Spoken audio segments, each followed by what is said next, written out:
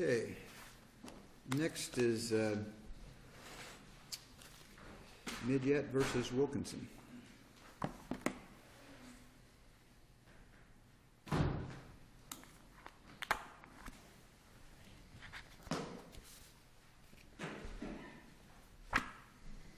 I approach? Sure. Good morning, judges. Mike Morning. Hagan, Hagan Law Firm in Fort Myers, representing the appellants, Thomas E. Midyat and 14 other homeowners in Lee County. Your Honors, I'd like to also introduce my colleague here, John J. Renner, for the property appraiser. Mr. Renner and I both were the attorneys at the trial of this cause back on February 27th of this year. You wish reserving time? Yes, may I reserve 3 minutes of rebuttal, sir? Very good. Thank you. Thank you. Judges, the facts in this case briefly, this is an ad valorem property tax case, and the key date here is that this is a tax year 2011 case. As you'll hear quite a bit of discussion this morning, January 1, 2011 is the legal assessment date in this cause pursuant to Florida Statute 192.042. And this case comes before you with an unusual set of facts. Specifically, the facts are that these 15 properties on Buttonwood Bay Drive in Boca Grande, Lee County, Florida, 15 waterfront homes.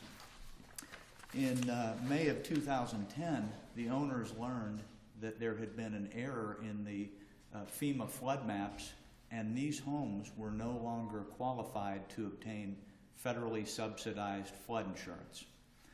What that meant from a practical standpoint is that they had to go out into the market. They were no longer able to obtain federal flood insurance that would cost $400 to $1,200 per year per home. Instead, if they wanted to obtain coverage, they'd have to obtain private insurance, which would cost them $40,000 to $50,000 per year. A huge impact on these property owners. Now, prior to May of 2010, the owners believed themselves to be qualified to obtain federal flood insurance. Once they learned of this error, which has been acknowledged, by the way, in the record by FEMA and Congress to be an error, in 2011, when they received their assessment notices, their trim notices, and learned that there had been no type of consideration given to this lack of federal flood insurance, they filed value adjustment board appeals. They took their case for these 15 properties to the value adjustment board, which agreed with them and their witnesses that the property appraiser had overassessed them and failed to consider the location in an area that did not allow for federal flood insurance. Thereafter, the property appraiser filed a circuit court appeal, so to speak, de novo, of the reduction. And on February 27th of this year, the trial court agreed with the property appraiser, reinstated the original 2011 values, and that's how we got before you today. Specifically, there are two issues that we're going to bring to your attention and that we have described as erroneous. And the first one is that the property appraiser allowed into evidence over our continuing objection sales 18 to 24 months after that January 1, 2011 assessment date. I can tell you by my review of the case law, and fortunately we have quite a wide body and a large body of ad valorem case law here in Florida, there has never been an appellate court decision allowing 18 to 24 month untimely sales in as evidence of the propriety of the assessment. Let me just make sure that I'm focusing right. You're not alleging there were any other factors that were going to impact this valuation other than this floodplain issue? That is correct, Your Honor. Okay, We so- believe so- that. So we're only looking at the impact that floodplain had, not the other factors in the economy and everything else that was going on at the time. That is correct. There, of course, in Florida, we have an assessment statute. It's 193.011 that lists 8 criteria that the property appraiser is obligated to consider, and that is to properly consider. One of those criteria, and the third, is location. Well, let me phrase it another way. If it hadn't have been for the floodplain issue, the property appraiser's valuation of your client's property would not have been contested. We would agree with that. Okay, I just want to Exactly, make sure Your Honor. that's the only issue I'm Yeah, gonna that, we can Okay. hone right in and say that this location issue in an area that did not allow for federal flood insurance was the basis of the appeal and was the basis of the reduction by the Value Adjustment Board. Okay, thank you. And getting right into some more facts that came out in the record. Of these 15 homes, and these were 15 out of a neighborhood of 23 homes, 15 of the owners participated in the appeal to the Value Adjustment Board and this appeal today. 4 to 5 of them were on the market in 2010, 2011. None of them sold. And the record was very clear through the testimony of Randy Wojak, who is a local real estate broker on Boca Grande, who had been involved in this particular subdivision's founding since back in 1993, that the real estate market vastly improved from 2009 into 2010. Strongly improved again into tax year 2011, the year in question. And despite that fact, there were no sales in the subject grouping, despite 4 to 5 of them being up for sale, between May of 2010 until the second half of 2012. Well, did you have any testimony that a prospective buyer came in and said, I'm not going to buy this luxury waterfront home because it's in the OPA? Was that testimony in the record? It was, Judge Sleet. In fact, Mr. Wojak was personally involved, him and his associates, in selling in this particular Buttonwood Bay subdivision. And he specifically stated, and we quote this in our initial brief, specifically stated that on several occasions when he was presenting this issue, again, January 1, 2011 being the assessment date, presenting this issue in 2010, presenting it in 2012, which by law he's obligated to do. It's a material fact affecting the property, and therefore a real estate broker has to present this information. Without exception, owners who he felt otherwise would have purchased there went and bought elsewhere in Boca Grande in areas that did not have this same flood insurance problem. And the evidence was very clear. I call Mr. Wojak the man on the ground. He had more hands-on knowledge pursuant to the facts that came out at trial than any of the other witnesses. That this had a huge impact on value, that and the other witnesses for the owners agreed. Neil Scott, the appraiser, the property owner, Mr. Midyat, that it had a huge impact on value, and that value, the reason behind that was because of the uncertainty as to how long this condition was going to be going on. Well, why did people come in 2012 and pay the full value? And the uncertainty's still there. That's a point I would really like to talk to you about, Judge. With January 1, 2011 being the legal assessment date and Florida case law being clear that is the poll star. Let me ask you this. Why can't those sales, rather than being a comparable for the purpose of appraisal purposes, be simply evidence that rebuts the evidence that you put on that people are so concerned about this that they won't buy, yet here are people who nothing's changed and they bought. Why is that? Why aren't those sales susceptible of being used as rebuttal evidence as opposed to comparable for appraisal purposes? The reason is because the testimony of Woody Hansen, the appraiser for the Lee County property appraiser, in which he testified of sales June through December of 2012, 18 to 24 months after the assessment date, was specifically being provided to show that there was no locational adjustment that should have been made by the property appraiser. And that's my point. Back on It's January rebuttal. 1, It's rebuttal 2011. testimony as to this issue being a factor, as opposed to saying, well, this house has this many square feet and it sold for this much. This house has this many square feet and it sold for this much. So therefore, by comparables, I can say the value is.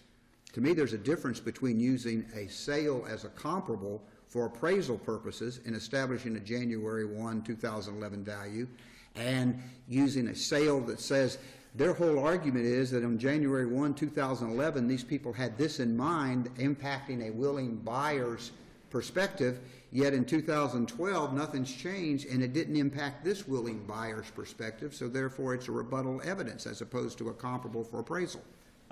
He was there as a rebuttal evidence, Your Honor, as a rebuttal witness, Your Honor. But you just hit on the key point, that things had changed. What changed? January 1, 2011 and the second half of 2012. And what changed, as was explained by Mr. Wojcik, is the perception of the buyers in that market.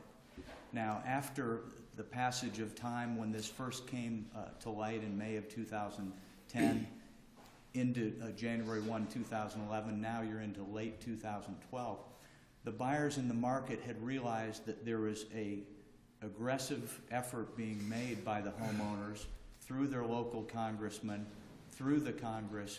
Do we now go back and say that that property value has dropped because their champion didn't win his United States Senate seat, and their succeeding champion is now in rehab because he pled guilty to cocaine charges and his party's asking him to remove, so therefore this bill is probably without the champion that they had back in 2012?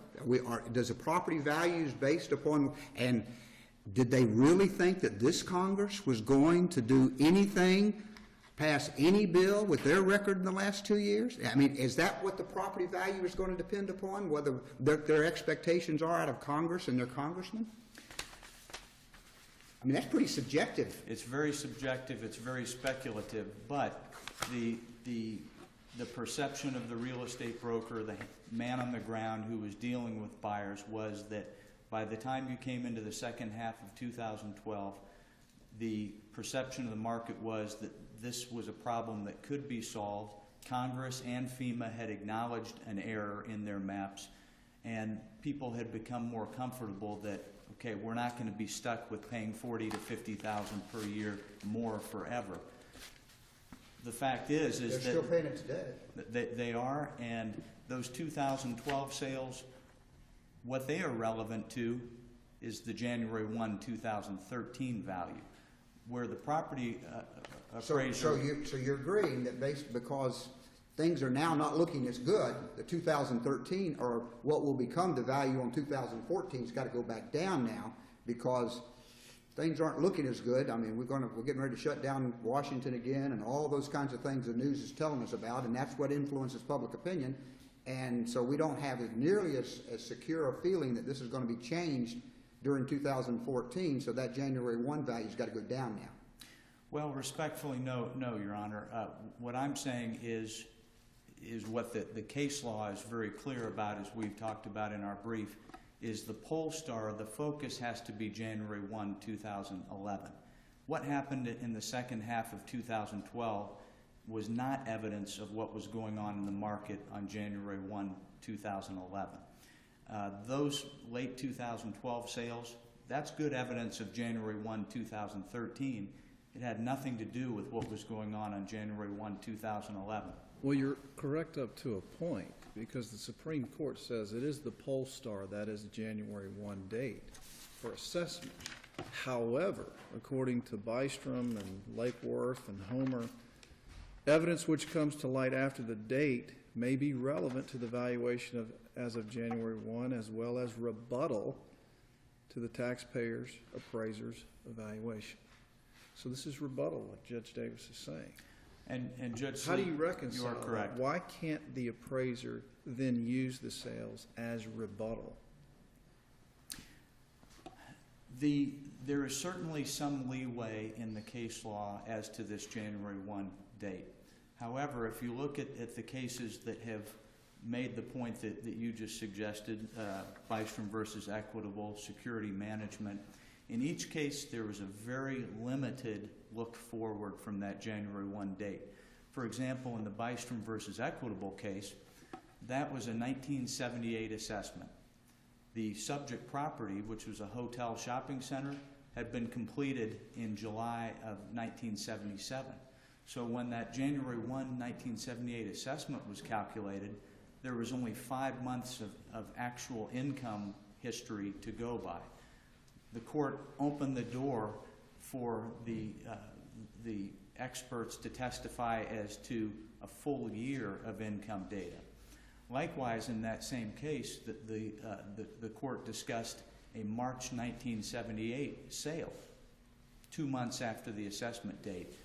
But the court specifically stated that they were allowing that in because it was being negotiated as of January 2nd. So yes, there's some leeway, but absolutely the focus has to be on January 1. And it was clearly erroneous. It was absolutely an improper interpretation of the statute for Judge Laboda to have allowed these untimely sales in so far along after that January 1, 2011 assessment date. I want to briefly touch on a second fact, a second error that we have brought before Your Honors today, and that has to do with the assessment statute 193.011. The trial court found that all 8 criteria had been properly considered. It is our position that location was not considered. The property appraiser's in-house person, their assessor, Trevor Hake, stated that no locational adjustment should be made between the sales outside of the subject subdivision and the subject properties because there weren't any timely sales in the subdivision. You're at your 17 minutes. Oh, very well then. I'll just wrap it up by saying that contrary to Mr. Hake, there were 4 witnesses by the property owners, each of whom stated that the location did impact value and that it was improper for the property appraiser to determine otherwise. Very good. Thank you.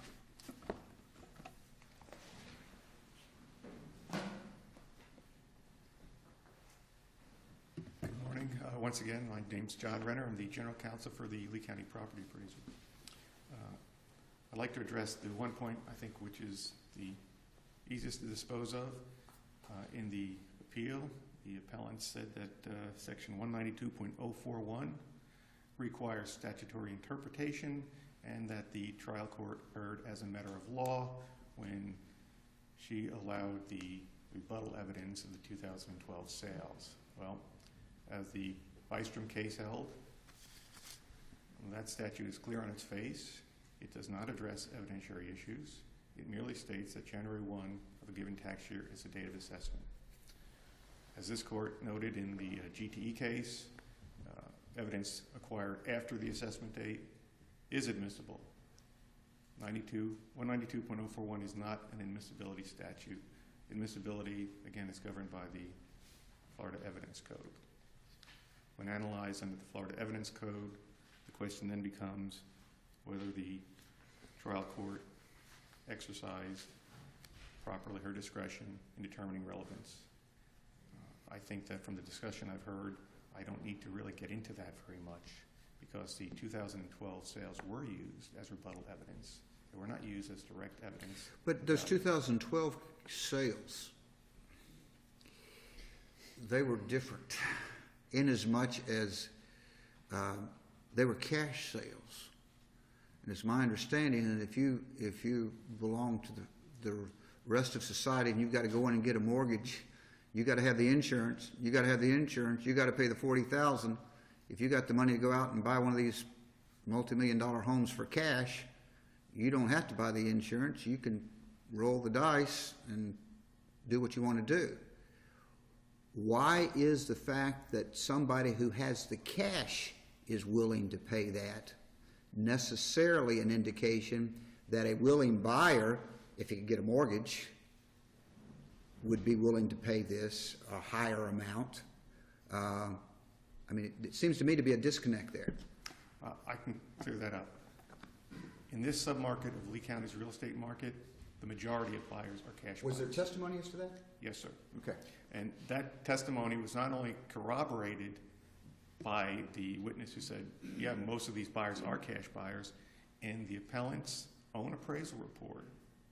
Their appraiser used 3 comparable sales. All 3 of those were cash sales. None of the sales that were used involved any mortgage financing. So the concern about Freddie Mac or Fannie Mae insurance for a mortgage was not an issue for these properties, for buyers of these properties. It apparently, flood insurance wasn't an issue either. Cash buyers, the 4 cash buyers in 2012 were well aware of the increase in the lack of federally funded insurance. They knew what they were getting into. They were fully informed by brokers just like Mr. Wojcik. They knew that they weren't eligible for any other federal benefits being in the OPA, and they spent hard-earned cash, $1.8 million to $1.7 million for these properties. They were fully informed. Now, Mr. Wojcik is quoted as saying, well, the market changed. Just saying that doesn't make it so. There is other testimony from the real estate appraisers, including the appellant's own real estate appraiser. In his report, he stated that there's an oversupply of single-family homes in this market. Mr. Hansen testified that the market was either stable or moderately declining. So this is not a situation where there's a uptick in the market or a downtick in the market. The property values were stable from 2011 to 2012. In fact, the appellant's own appraiser testified he appraised the properties on January 1, 2011, and again in January 1, 2012, and recognized no change in value. So the property values were stable. The foundation of the appellant's case was a Dr. Weeks. He was a professor, and he came up with an assumption, which is nothing more than an unproven hypothesis, that the increase in insurance would affect buyer behavior and thereby reduce the market value of these properties. He had no data, no sales data, and that was the basis for their appraiser to say, my value is, for example, for Mr. McMillan, who was a defendant below and an appellant here, his property value is $1.8 million. Relying on Dr. Weeks' calculation of capitalizing the increased cost of insurance, the property is going to lose $800,000 in value. And that should be the assessment. Well, we couldn't rebut that unproven hypothesis because there were no sales data in 2011. There were properties listed for sale in 2011. And as the appellant's appraiser testified, a reasonable marketing period for that type of property is 6 to 12 months. So these properties listed in 2011 went under contract and in fact sold within that reasonable period of time, 6 to 12 months. Mr. Weeks, Dr. Weeks said buyers would run from these properties. Market evidence says buyers did not run from these properties. Dr. Weeks said there's a stigma to these properties because of the uncertainty. And if you'll recall, in the record, there's testimony that the only way that these properties come out of the OPA is by an act of Congress.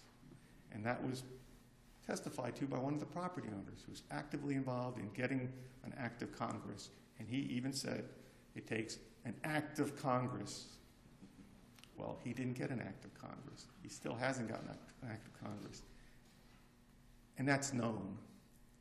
There was no act of Congress on 11, 12, 13, and for any reasonable foreseeable future. Let me ask you, does the record indicate to us, there were certain properties that were listed for sale in 2010, I think they said, or 2000? There was one property listed for sale in 2010, and it sold. But there were others that were not sold. There's testimony to that, yes. Did they testify as to what the listing prices were? No. Okay. What we do have the one, Mr. McMillan, the defendant, an appellant here, who his position below was the stigma, the cost of insurance would drive buyers away, and it would decrease the value of my property by $800,000. The testimony was my assessed value should be about $877,000 in 2011.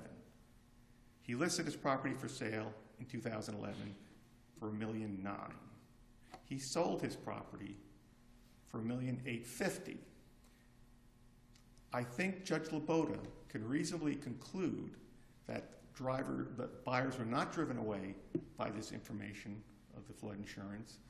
They were not concerned with the stigma. They were not concerned with the lack of federally funded mortgage insurance. It was a cash buyer. These are facts. We use these facts to rebut the assumptions, the unproven hypothesis of Dr. Weeks, who was comfortable in concluding all this doom and gloom when he had no evidence to either rebut him or to support him. He had just an assumption, and that assumption was relied upon by their appraiser. And when the rebuttal evidence came in, which Judge Laboda found credible and she found relevant, she weighted it, she credited it, she weighted their evidence and credited their evidence and decided the conflicting evidence against them. That's how the case resolved. And I think the judge was certainly within her discretion. She committed no legal reversible error in determining that relevance of those particular sales. The second point, I think that deserves even in less time. The argument there was that the findings of the trial court are not supported in the record. There was not substantial competent evidence. I think when you look through the evidence, I laid it out in my brief. I went through the 8 factors that the property appraiser must consider in assessing the property. We went through each one of them. They cross-examined him on each of the 8 factors. He confirmed it a second time. I think the record supports Judge Laboda's factual finding that the property appraiser did in fact consider each of the 8 factors, while the property appraiser didn't resolve the OPA issue in the way that the appellants would have liked. And no, it doesn't change the fact that each of the 8 factors were considered in arriving at the assessed values. If there are no further questions, I would request the court affirm the decision of the circuit court. Very good. Thank you. Thank you.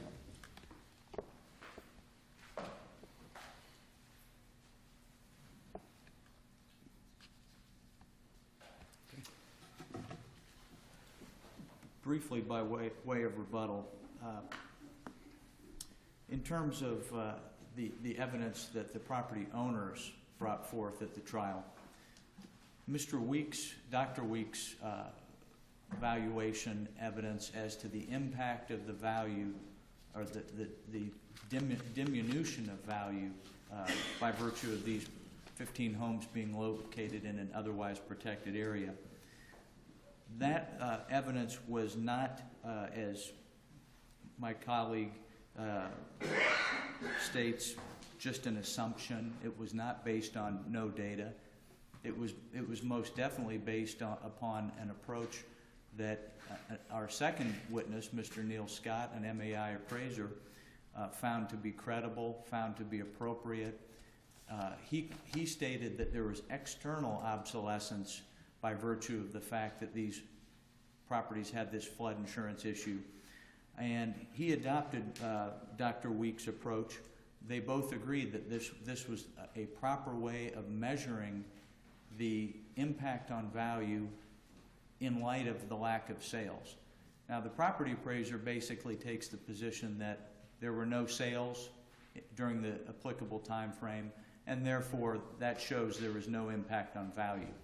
We believe that the evidence was very clear through all four of our witnesses that there was a huge impact on value, and that the best indicator of that impact on value was the lack of sales, despite the fact that 2010, 2011, all the way into the second half of 2012, 4 to 5 of these 23 homes were on the market. None of them sold when the rest of Boca Grande, the testimony of Mr. Wojak was a greatly improved market into 2010 and 2011. Interestingly, if you look at our brief, and I won't belabor this, Mr. Hansen's review was such a cursory review that it was very clear that how little he did in terms of talking to brokers, talking to buyers. None. Looked at 5 sales and just automatically assumed nothing had changed since January 1, 2011. All the evidence was to the contrary. We respectfully request that the Second District reverse the trial court, and that the original, that the assessments that came into that trial, the reduced assessments, be reinstated. Good. Thank you very much. Thank you both. Thank you.